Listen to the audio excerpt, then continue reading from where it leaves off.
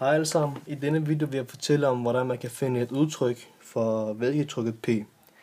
Her har vi en tegning af et søjleformet væske, som er påvirket af tre lodrette kræfter. Den er påvirket af F0, den nedadrettede kraft, det vil sige luftpresset fra overfladen.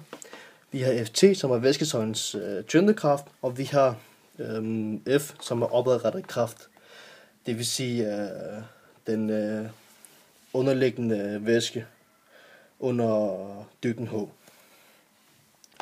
Det samlede kraft af de her tre kræfter, det er lig med 0, kun hvis søjlevæsken er i hvile. Det vil sige, at der ikke er sat nogen bevægelser i gang. Da det samlede kraft er 0, og da F går opad og F0 og Ft går nedad, kan vi tillade os at skrive således at F er lige med F0 plus Ft.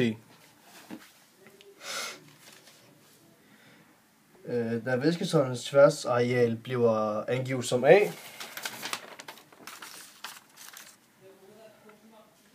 kan vi efterfølgende udtrykke de tre kræfter med formlerne.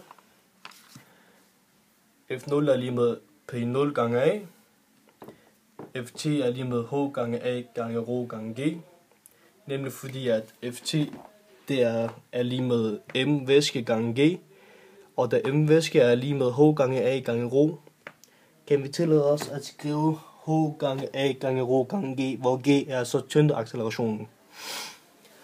Og så har vi så vores F, som er P gange A, hvor P er så udtrykket for væsketrykket. Nu hvor vi har vores udtryk for de tre kræfter, kan vi lige så godt bare sætte den ind i vores gamle formel, som ser således ud. F er lige med F0 plus Ft. Så vi ser således ud.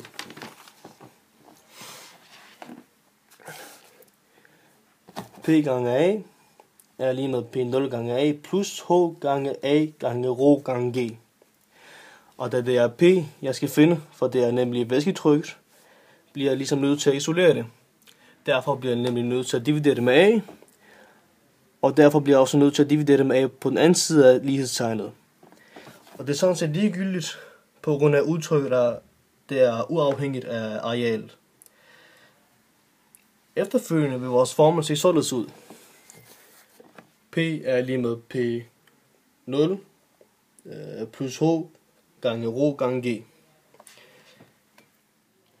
Denne formel viser, at trykket P i dybden H i en væske er givet ved summen af lufttryk P0 og trykket P-væske, hvor så vores P-væske kan udtrykkes som H gange ρ gange G.